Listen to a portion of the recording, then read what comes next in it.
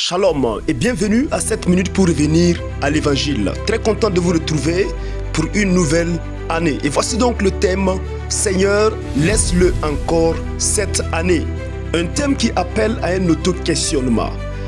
Pourquoi suis-je toujours vivant pour une nouvelle année? Nous lisons dans Luc chapitre 13, le verset 8.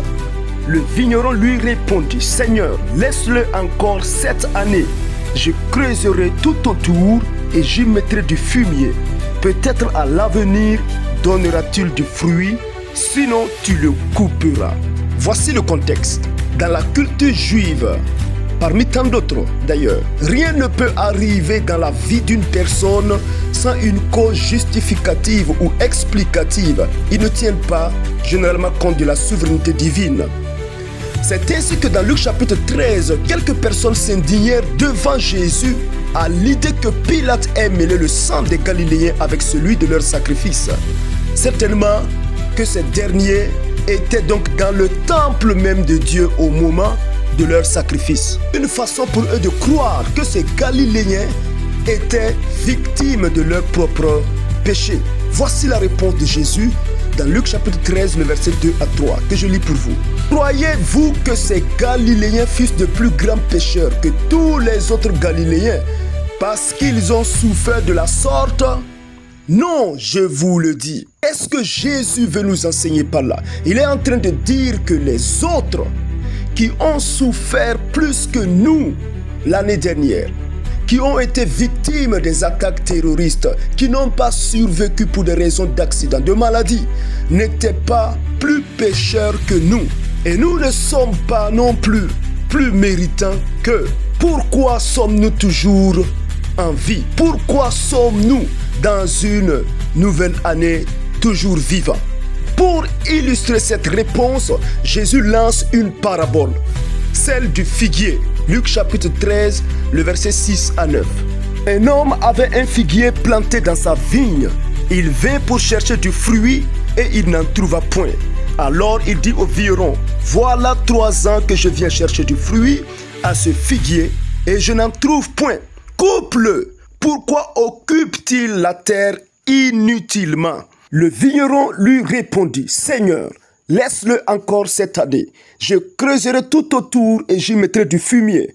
Peut-être à l'avenir donnera-t-il du fruit, sinon tu le couperas. » Le figuier ici a certes une portée nationale, celle d'Israël, mais aussi individuelle. Israël, c'est le figuier d'une part qui a reçu toutes les bénédictions et miracles divines et devrait de ce fait croire à l'évangile apporté par Jésus-Christ. Malheureusement, ils ont endurci leur cœur sans porter le fruit de la repentance. Et par voie de conséquence, la nation tombera sous le jugement divin avec la destruction de Jérusalem, selon la prophétie de Jésus.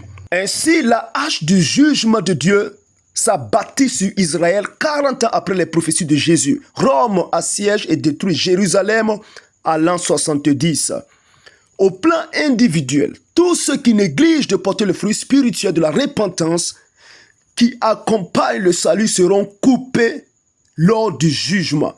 Matthieu chapitre 3 verset 10 dit que déjà la cognée est mise à la racine des arbres. C'est une image, les arbres sont une image des individus, de chaque être humain. Tout arbre donc qui ne produit pas de bons fruits sera coupé et jeté au feu. Selon la parabole du figuier, le temps du jugement dure 1 année. Chaque individu, chaque être vivant a un sursis d'1 année. Et peut-être que c'est cette année 2026 qui est la dernière, où l'occasion vous est donnée, vous et moi, pour notre repentance. Si vous ne vous repentez pas, vous périrez tous également, avertit Jésus dans Luc chapitre 13, le verset 3. Si Dieu nous a donné 1 année de plus, ce n'est pas pour fêter, mais pour se repentir. Moïse fait remarquer la fragilité et combien est éphémère notre vie en ces termes. Dans Somme chapitre 90, le verset 9 à 12, la Bible version courante dit ceci. « Sous l'effet de ta colère, notre vie décline. Le temps d'un soupir, elle arrive à sa fin. Elle peut durer 60 ans ou 80 ans pour les plus vigoureux, mais nous n'en retirons que peine et malheur. La vie passe vite et nous volons vers la mort.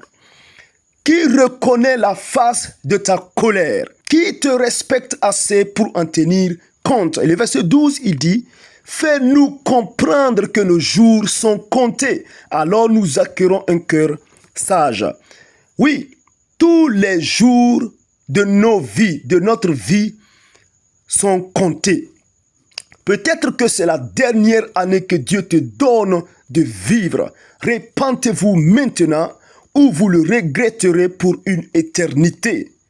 Partagez ce message à tous ceux qui n'ont pas encore reçu Jésus comme Seigneur et Sauveur. C'est certainement le plus beau cadeau du nouvel an que vous puissiez leur accorder. Donnez à ceux que vous aimez tant. Et abonnez-vous pour ne rien manquer. Shalom, demeurez bénis et restez connectés pour plus d'enseignements centrés sur la Bible. Shalom chez vous.